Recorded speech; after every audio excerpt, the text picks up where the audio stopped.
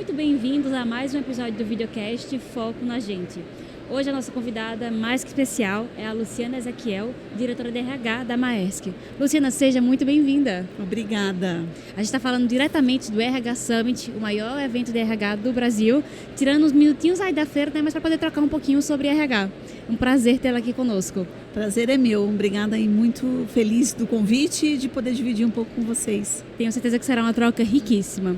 Luciana, para quem ainda não te conhece, está te vendo aqui pela primeira vez, quem é a Luciana? Bom, a Luciana é mãe de 3 filhos, é executiva de recursos humanos, mas mais do que isso, acho que uma apaixonada por recursos humanos, com 30 anos de carreira e que gosta muito de cozinhar, viajar e conhecer novos temperos. É do meu time, então, viajar e cozinhar. Eu sou mais do doce do que do salgado, porque confesso que salgado só fritar ovo mesmo aqui do meu lado.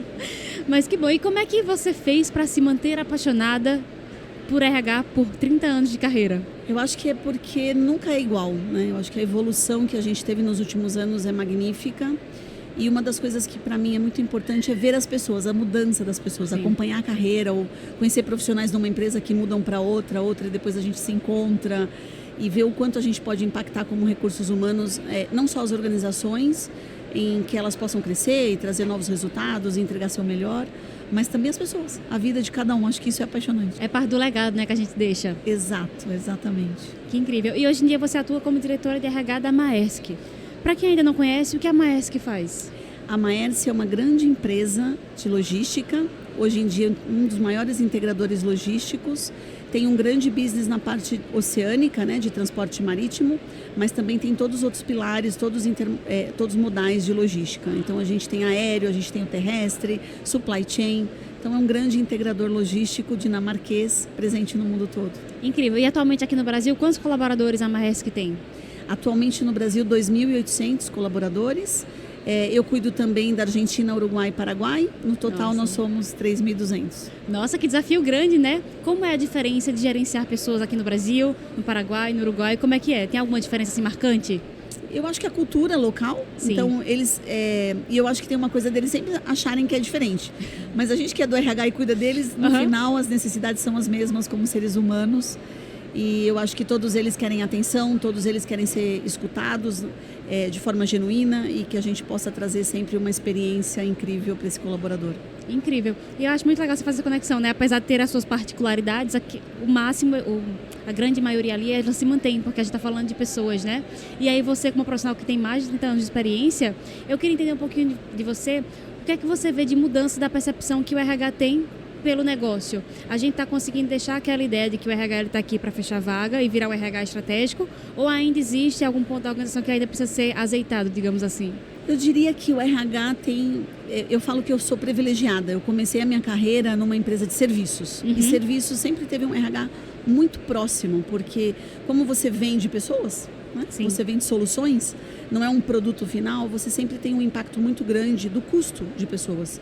Então o RH é muito estratégico, porque ele senta na mesa de negócios, ele faz parte de cálculos, de margem, ele começa a entender o impacto do custo de pessoas no negócio. Sim. Então acho que eu fui privilegiada, porque eu tenho vários colegas de RH que não começaram assim. Então eu sempre busquei sentar na mesa e entender qual era o meu papel como RH e como eu poderia de forma efetiva, né, patrocinar mais negócios, vamos dizer assim, do ponto de vista, viabilizar esses negócios.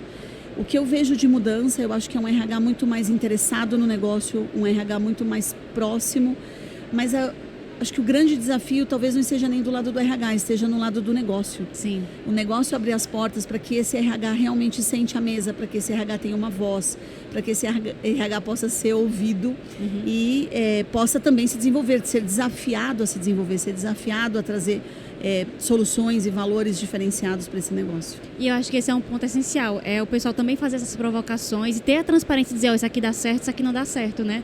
Porque eu acho que a gente como RH, a gente obviamente quer ser proativo, quer trazer propostas, mas também tem aquele nosso lado que a gente tem que atender às demandas e os problemas que já existem dentro da organização.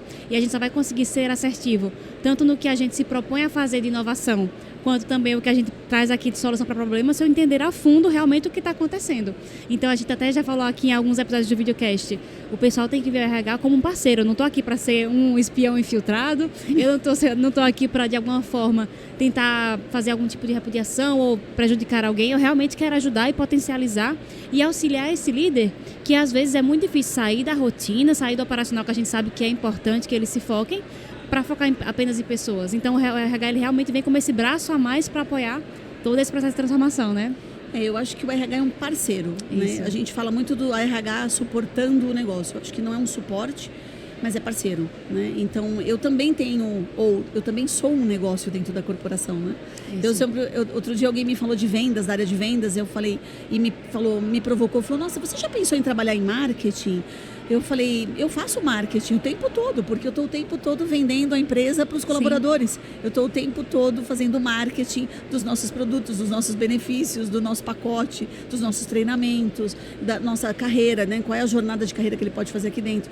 Então, o RH é um grande departamento comercial interno. Sim. Então, eu acho que quando a gente tem esse olhar, a gente entende que é um parceiro e não a polícia, né? Que fica ali só controlando tudo que eles estão fazendo. E eu gostei muito que você trouxe um parceiro de comercial interno, porque a gente vem tanto para o candidato ali através dessa parte de marca empregadora, do Talent Acquisition e Talent Attraction, mas também a gente vende para os colaboradores que já estão dentro de casa para garantir o engajamento, né? Então, a gente tem que sempre ver, a gente brinca também aqui na Deco, a jornada completa da pessoa. Desde quando ela é candidato, que eu vou explicar o que é a empresa, o que nós fazemos, para onde vamos, e também quando ela virar aqui colaboradora, como é que eu mantenho essa pessoa engajada com a nossa marca durante o tempo que ela está aqui colaborando conosco, né? E acho que esse é o grande desafio, né? Porque você trabalhar num lugar que você está engajado, que você sabe exatamente o que aquela empresa representa para a sua carreira, e acho que isso também é muito importante, a carreira é sua, não é da empresa, mas se essa empresa faz sentido, se essa empresa se encaixa no teu plano de carreira, é maravilhoso, porque aí sim você tem um engajamento genuíno, que não vai olhar só eu fazer todos os benefícios, ou todos os aumentos salariais, ou todas as promoções que eu desejaria para a minha vida, mas que vai fazer sentido para a minha vida. Eu vou crescer junto com a companhia. Eu costumo dizer, estar em uma empresa não significa que eu preciso morrer lá. Hoje em dia a gente sabe que isso mudou. Mas se eu estou lá, que eu esteja lá com a minha melhor parte, com o meu melhor momento. Porque o dia que eu sair, eu posso olhar e aquele legado que a gente falou, dizer, poxa, parte do meu legado ficou lá, eu vou carregar outra parte comigo e vou levar para o meu próximo estágio, para o meu próximo passo de carreira. Então, acho que é muito gostoso, é muito gratificante você poder olhar para trás e reconhecer, né, e ter felicidade de dizer, nossa, como foi importante aquela empresa, aquele meu momento, aquele meu cargo, aquele meu chefe, no meu desenvolvimento de carreira. E acaba sendo gerado ali, né, um sentimento de gratidão. Independente se eu ainda estou lá dentro, se eu sair, eu sempre olho com aquele sentimento de carinho para a trajetória, né, e por tudo que foi construído junto, por toda a dedicação. E é um sentimento de ambas as partes, tanto do colaborador como também da empresa, porque a gente acaba fazendo histórias juntos e fazendo parte da história do outro, né? Exato, exatamente. Incrível. E aí você falou algo muito legal, que essa parte da conexão, ela surge, ela se potencializa quando a pessoa está na companhia, mas ela surge desde lá do começo, quando você começa a vender a Maersk, a companhia, para o candidato, né? Como é esse processo hoje em dia de Talent Acquisition e Talent Attraction para a Maersk? Esse processo para a gente, eu costumo dizer que Talent Acquisition é a cabeça, né? E a folha, toda a parte de administração de pessoal é o coração de um RH, né? Então, os dois precisam funcionar muito bem e você tem todos os outros órgãos ali para fazer com que o corpo humano funcione direitinho. E eu acho que você, para mim, e converso muito com o time, né, de Talent Acquisition, você trazer o colaborador que para ele faça sentido a Maersk e que não só para a Maersk faça sentido é o nosso principal objetivo. Perfeito. Porque quando você tem para o colaborador o sentido de estar naquela companhia, você começa a construir engajamento. Né? Lógico que ele está do lado de fora, ele não sabe ainda, ele não conhece. E como qualquer outra família, a gente não brinca das famílias, que são todas iguais, as empresas também. Nós vamos ter várias coisas maravilhosas que são diferenciais, que são parte dos nossos valores, do nosso compromisso. E nós vamos ter várias coisas que são desafios que a gente aprende no dia a dia. Exatamente. Qualquer companhia vai ter isso. Então, se esse colaborador chega sabendo de forma transparente que empresa é essa que eu estou chegando, faz sentido, eu comungo com esses valores ou não, eu já investiguei no LinkedIn ou não, dei uma investigada na mídia ou não. Então eu sempre incentivo, e é uma marca registrada nossa, que a gente explore o quanto a Maersk faz sentido na carreira desse colaborador que está, desse candidato, né, que quer virar colaborador. Sim. Porque às vezes não faz sentido, e às vezes não é o melhor momento. Então uma negativa num processo seletivo nem sempre é algo ruim. Eu sei que dói, né? Sim. Mas às vezes uma negativa significa fechar uma porta para abrir a outra que é correta, a outra que vai fazer sentido e que vai provocar esse engajamento que a gente falou. Com certeza. E eu acho que essa questão que você trouxe aí de ter transparência no processo, tanto de valores, como também até um feedback bem dado ao término do processo, mesmo que seja negativo, acaba sendo muito valoroso para o candidato, né? Porque aí a gente começa a entender, eu preciso trabalhar nisso. Ou então, não funcionou porque não era para ser, porque não vai se encaixar a jornada que está sendo proposta com o que eu quero agora para minha carreira. Então, acho que quando você traz esse ponto de transparência, de propor uma boa experiência para esse candidato, né, durante o processo seletivo, é um passo primordial para que a gente já comece o relacionamento bem, seja ele dentro, dando continuidade, né, esse candidato virando colaborador, ou virando ali até mesmo promotor. Porque pode ser que a pessoa disse, não deu certo para mim, mas tem uma pessoa que eu sei que vai se encaixar nessa vaga. Exato. Sabe uma coisa interessante? Quando você faz uma entrevista bem feita, um processo realmente genuíno, as perguntas que você vai fazendo faz com que o próprio candidato entenda que a empresa não é para ele, ou que aquele cargo, ou que aquele desafio, ou que aquele momento que a empresa está, porque a empresa são ciclos, ela também tem momentos diferentes. Então eu trabalhei em várias empresas e eu assim, sei de algumas, né, de alguns processos seletivos que eu passei, onde eu mesma vi que tipo, não cabia. E fiz exatamente o que você falou. Não, mas eu tenho uma pessoa que eu posso te indicar. Então eu acho que Talent Acquisition tem um grande desafio. Nós temos perfis completamente diferentes hoje no mercado, gerações diferentes, necessidades diferentes, né? Os indivíduos hoje têm necessidades cada vez mais individuais, né? Ou seja, eles constroem o que eles querem para o futuro deles. Perfeito. E Talent Acquisition precisa entender essas necessidades, entender a necessidade da empresa e fazer com que esse casamento seja perfeito. Então, aos profissionais de Talent Acquisition, a minha admiração, porque é uma área que eu admiro muito, não é a minha expertise dentro de recursos humanos, mas eu admiro demais e acho que eles têm aí um desafio lindo pela frente. Com certeza. E aí eu gostei que você também já trouxe um próximo ponto, que é muito em alta aqui no nosso videocast, que é a questão do encontro de gerações dentro do mesmo mercado de trabalho, né? A gente vê que esse é um tema cada vez mais em alta, porque tá chegando aí uma galera muito jovem, com outros desejos, outros desafios que provocam um pouco as gerações mais velhas e que também trazem muito para nos ensinar, né? E aí eu queria entender com você, como é que você vê esse encontro de gerações no mercado hoje em dia? Eu acho ótimo, na verdade. Eu tenho 3 filhos, lembra que eu falei, né? Então eu tenho 3 gerações praticamente em casa. Um de 25, uma de 20 e um de 14. Não. Que vão estar, o de 25 já está no mercado de trabalho, o de 20 também e o de 14 daqui a pouco.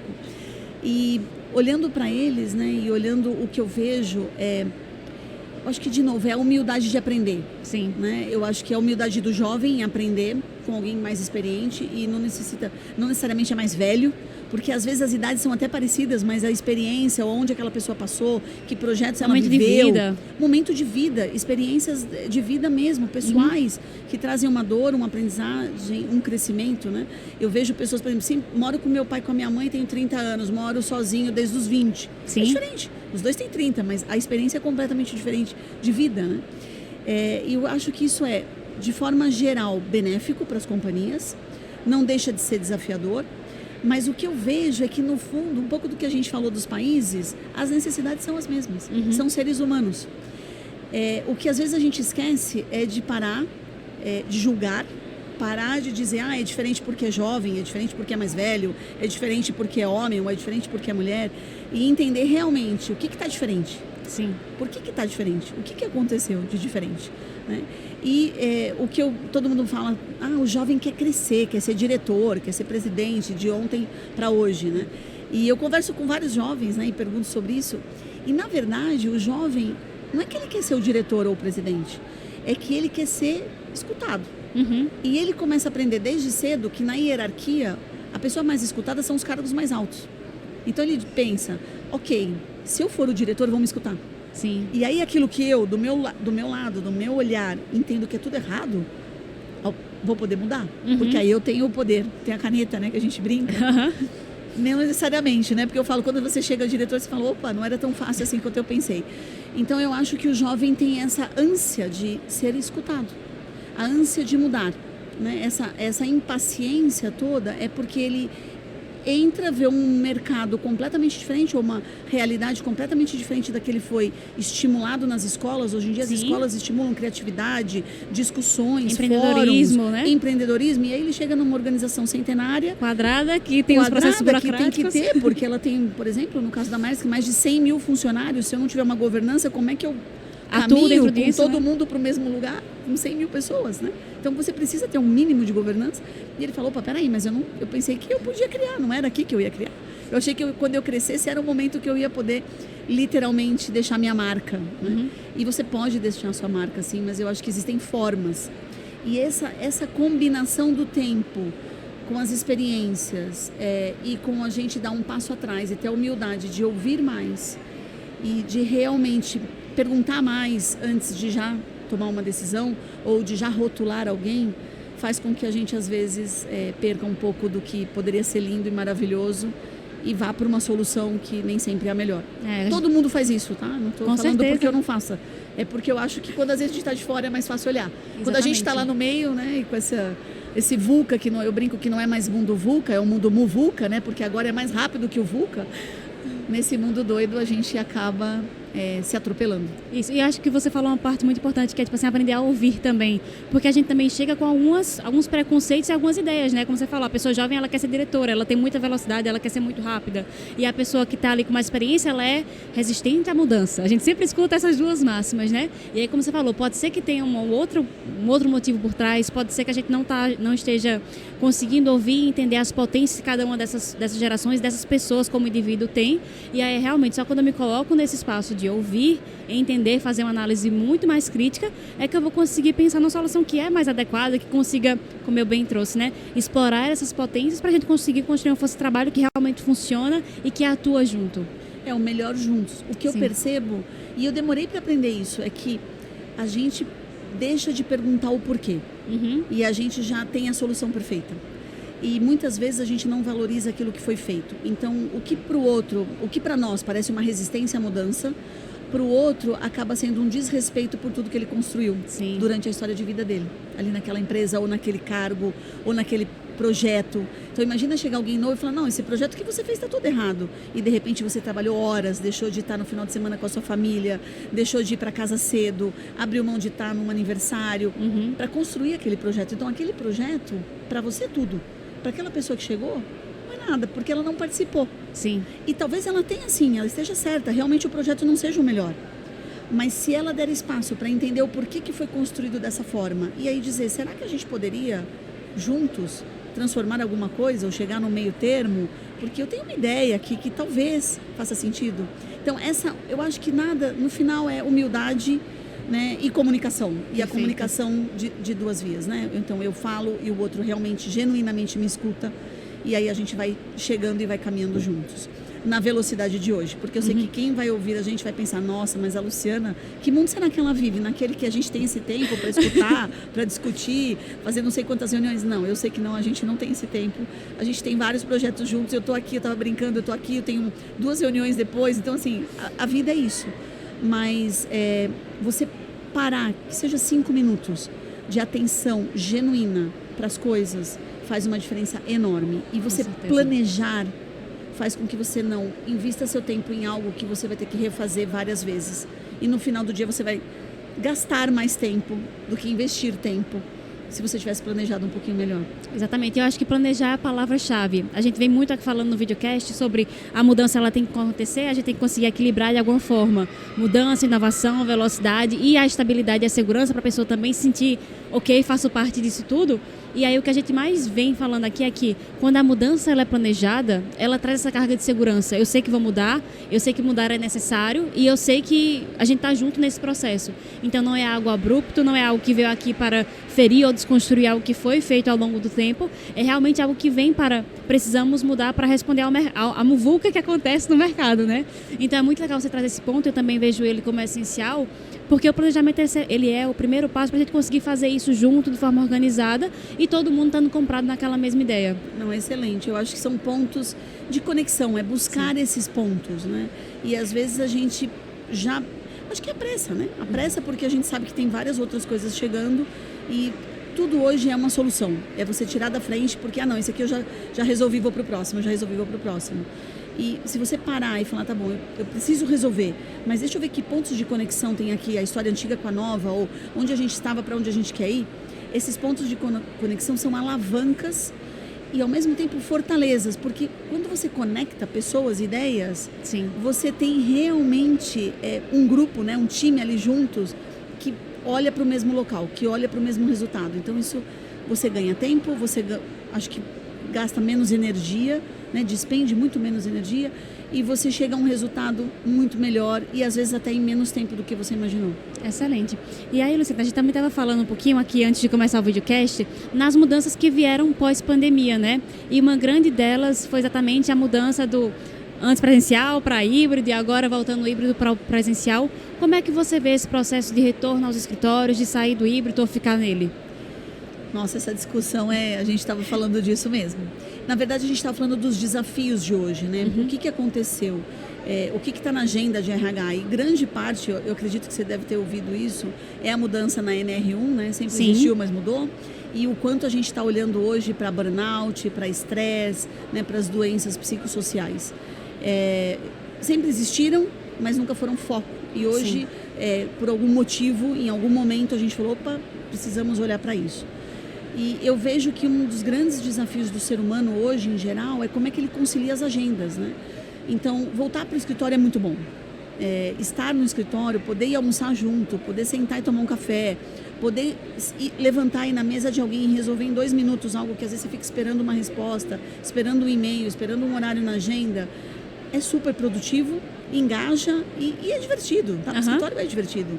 Não sei, quando eu ficava em casa, eu falava, gente, eu não quero ser dona de casa, eu tenho 3 filhos, mas eu não nasci para isso. Eu adoro, mas eu adoro ir para o meu trabalho, eu adoro estar lá com as pessoas, adoro um projeto, uma reunião produtiva. E o que eu vejo hoje é que minha agenda tem reuniões online, porque eu tenho uma parte da Maersk, de clientes, de fornecedores online.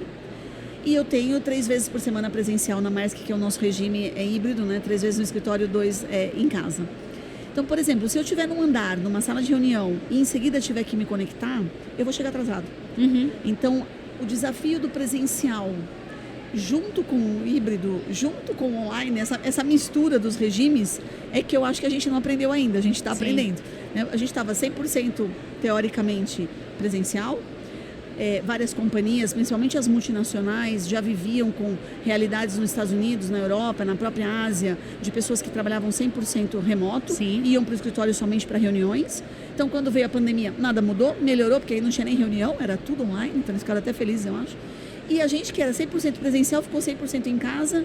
E aí, quando voltou, a gente falou, peraí, mas agora eu tenho reunião presencial, tenho online... E eu tenho a minha casa, porque eu fiz algumas coisas da minha casa durante a pandemia para me adaptar e agora eu preciso desadaptar.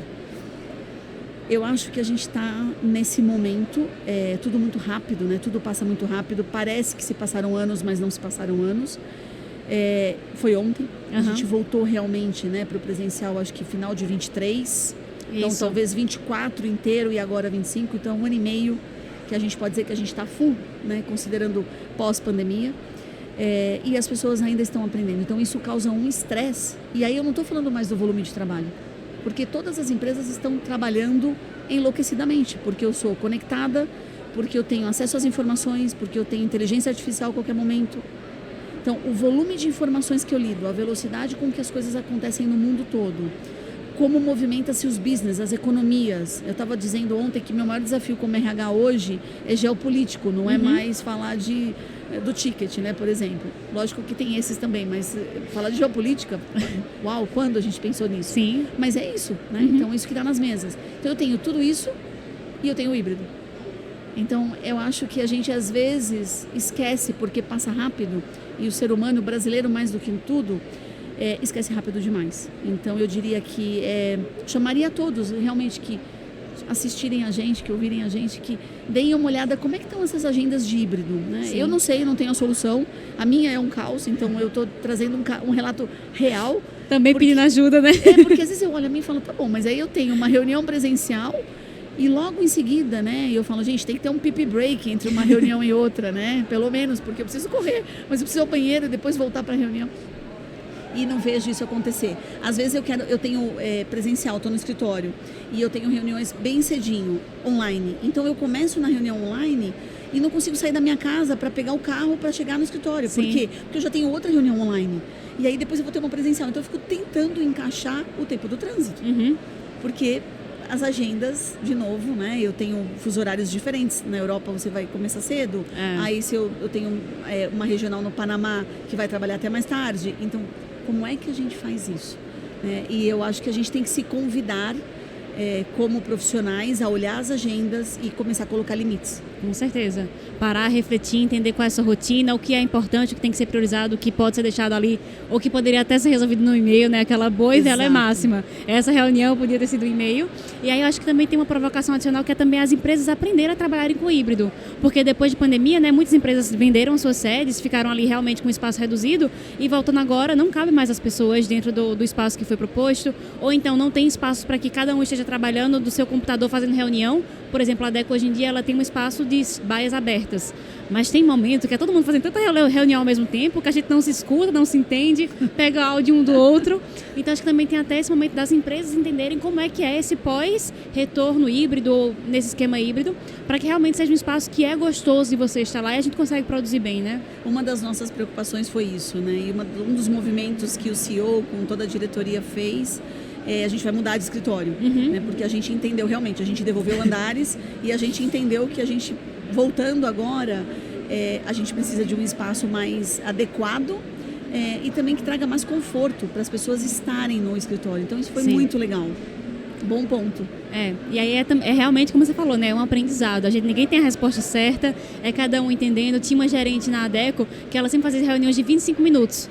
E aí era sempre assim, era 10 minutos para a reunião, 15 ali para fazer um debrief, e 5 é porque ela dizia, eu vou pegar um café, eu vou tomar uma água, vou dar um passeio pelo escritório, porque senão eu não consigo. E vai encavalando, né, uma reunião na outra, a gente chama o trânsito digital. Você sai de uma reunião, já encaixa na outra, já chega atrasado. Trânsito digital, onde você estava, no trânsito digital, mas exatamente. Agora eu cheguei. Então, e conectar nos assuntos, né? Sim. Porque eu não sei, eu imagino que você também, e quem vai nos ouvir, a variedade de assuntos, então você entra num call para falar, não sei, de um assunto sindical, por exemplo, no meu caso, aí você vai falar de benefícios, aí você sai de benefícios, você vai falar de uma ação de treinamento, engajamento, liderança. Então, são assuntos que não se conectam de uma hora para outra, assim, né? Então, até o teu cérebro fala, opa, peraí, deixa eu ver, agora eu estou em outra reunião. Deixa eu me situar, ficar presente para aí sim presente, estar presente. Eu acho que esse acho que é uma grande mensagem que a gente pode deixar. É como é que a gente entende esse nosso momento hoje, como é que a gente se organiza e se respeita para estar presente. Perfeito. E aí, Luciana, até aproveitando também, como é que você vê o papel das tecnologias hoje para ajudar a gente? Porque eu acho que o caminho que a gente tem que pensar e o que a gente tem que refletir é como é que eu uso isso como potência para realmente focar do que é de humano para humano e o que é de máquina, para cada vez mais eu me fazer presente nos espaços que eu preciso estar. Eu adoro. Eu sou a pessoa da inteligência artificial. O pessoal até fala para mim, nossa, você viu, eu adoro, assim, não sou uma mega conhecedora. Estamos todos aprendendo. Não, eu fiz um treinamento de 2 dias na Startse o ano passado, logo que começou essa coisa, fiquei 2 dias lá, amei. Mas são 9 mil nomes, eu não lembro, eu só lembro o ChatGPT, que todo mundo conhece, o Copilot, que todo mundo conhece. Que é da Microsoft. Só. E Gemini, bota também, que é o... Gemini, exato, só os 3. Então, assim, que eu acho que é o mínimo do mínimo, mas tá bom. Eu conheci o DaVinci também, que faz desenhos, que é super legal. O que eu vejo, né, por exemplo, dentro da Maersk, né, o Copilot, as licenças premiums, né, vamos chamar assim, você pode colocar um transcription para um conference call e ele fazer um resumo dos principais pontos. Tem que usar. Para que eu vou ficar fazendo ata de reunião? O que eu agrego de valor numa ata de reunião? Nada. 0, -1. Então, o meu tempo é muito precioso para fazer ata de reunião. Sim. Então, o Copilot pode fazer ata de reunião, o ChatGPT, qualquer outro aí que o valha, né, que seja homologado pela companhia. O ChatGPT pode, e o Copilot faz, analisar uma cadeia de e-mails, né, quando você tem aqueles e-mails que um responde para o outro, que responde para o outro, que copia todo mundo, e aí todo mundo responde, ok. Você precisa entender o que é relevante daquela... Sim. Se você for ler tudo, talvez você invista 30 minutos do seu tempo. Se você jogar ele para o Copilot, ele vai resumir os principais pontos em 30 segundos. Sim. Você vai ler, entender e, se for o suficiente, tomar uma decisão de que resposta você vai mandar em 5 minutos. Então, esses 25 minutos dá para você passear pelo escritório, Sim. conversar com as pessoas, entender o clima organizacional da sua companhia. Então, eu acho que usar a inteligência artificial com inteligência é o nosso maior desafio hoje. E não simplesmente a negação.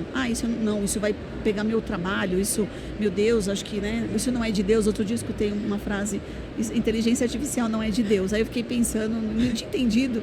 Então, eu acho que Deus vai olhar por nós, eu acredito muito. Mas eu acho que tem coisas que a gente pode fazer pra gente. Eu acho que a gente pode se ajudar a ter esse tempo de qualidade, a conseguir se planejar, a conseguir estar mais presentes, se a gente usar a inteligência artificial ao nosso favor. Incrível. E aí, Luciana, pensando também agora ainda mais em futuro, você falou, né? Já mudamos muito nesses últimos anos, pós-pandemia, acho que a mudança se potencializou. Como é que você se enxerga o mercado de trabalho, a força de trabalho daqui a 5 anos? Não sei se eu sei daqui 5 anos. Vamos em 2, então. Antigamente acho que era mais previsível, né? 5 anos falar, não, e vai estar igual. Acho que não vai ter grandes mudanças. Agora eu tenho medo de dizer que vai estar igual. Eu acho que a gente vai ver novas profissões, né? O que eu tenho percebido, existem movimentos, né? Por exemplo, em marketing, né? Eu conheci uma plataforma que você poderia contratar profissionais freelance. Parece uma coisa básica. Pouca gente sabe que existe plataformas assim, onde eu contrato profissionais freelance. Para fazer trabalhos eu pago cartão de crédito. Sim. Quem pensou um dia contratar um profissional que não fosse CLT? No Brasil, ninguém, nunca, né? Eu pensava, não, vai ter risco trabalhista.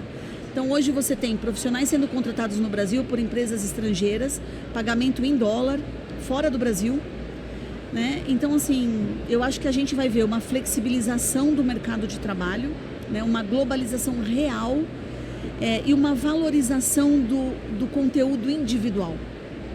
Hoje a gente vê uma valorização do coletivo, né? Então eu tenho lá a área de recursos humanos, a área de marketing, aí eu tenho, benchmark no mercado, se eu quiser fazer, eu vou com grandes companhias que têm o melhor RH, o melhor marketing, os melhores vendedores, uma melhor área de tecnologia.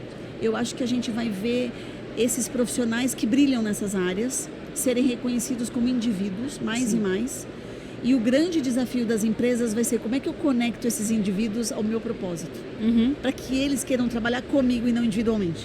Sim. Com os propósitos deles. Então, e aí brincando dos 5 anos, eu acho que a gente vai ver mais e mais esse movimento. Os jovens buscando um espaço mais aberto, onde eles possam atuar com menos caixinhas, mas que não vai deixar de prestar serviço para as mesmas grandes empresas, num formato de contrato de trabalho diferenciado.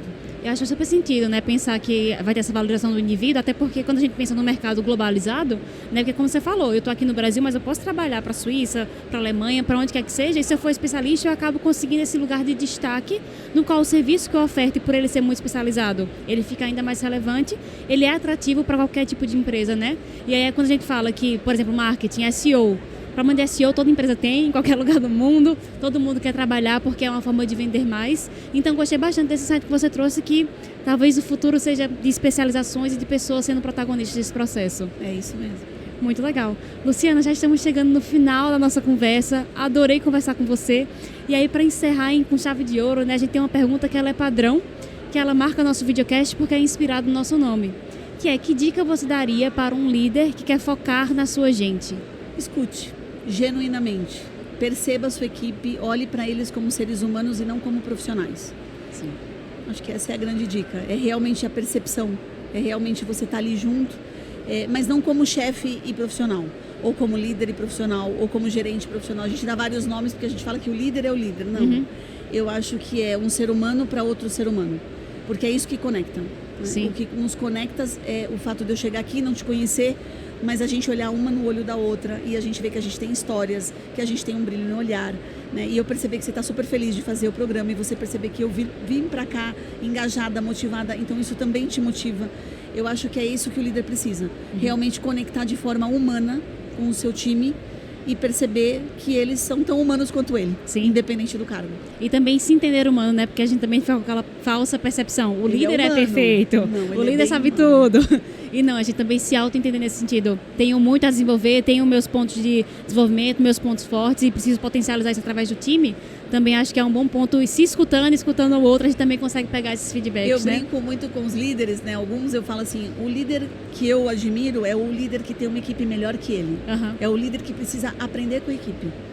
né? Então, acho que a gente não tem mais aquele estigma que meu líder precisa saber tudo. Sim. Eu acho que o meu líder precisa me guiar. Ele é um guia, né? Ele é um parceiro que está ali comigo e que nos momentos importantes ele tem mais experiência ou vivência e ele vai somar. É o líder que soma, né? Mas o fato de somar não significa que ele sabe mais do que eu. Ele sabe coisas diferentes. Isso. E é assim que a gente consegue construir algo melhor juntos, né? Exato. Luciana, muito obrigada pela conversa, foi excelente trocar com você. Como você falou, esse brilho no olho, esse tete-a-tete não tem preço. Então, muito obrigada por ter tirado os minutinhos de conhecer a feira para vir aqui falar conosco. E muito obrigada mais uma vez. Eu que agradeço. Até a próxima. Até a próxima e muito obrigada a você que assistiu até aqui. Até o próximo episódio.